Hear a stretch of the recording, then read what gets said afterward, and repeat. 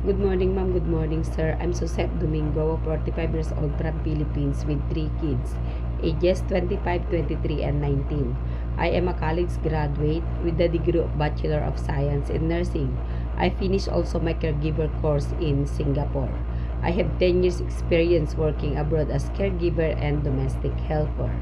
My first employer is 82 years old, bedridden grandma, a Singaporean. I stay with this first employer for almost 2 years and 8 months. I finished my contract.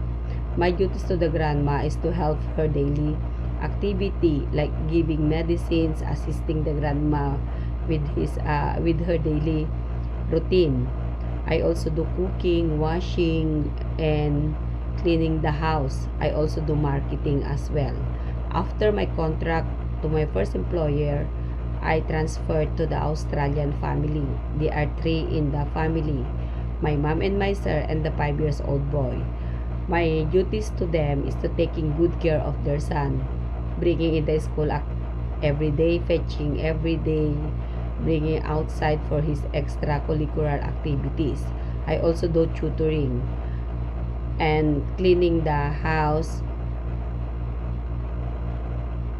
marketing, ironing, and taking care of their 2 Australian pets. I worked with them for almost 5 years. After I finished my contract, I transfer again to the third employer, which is I stay with them for almost 3 years.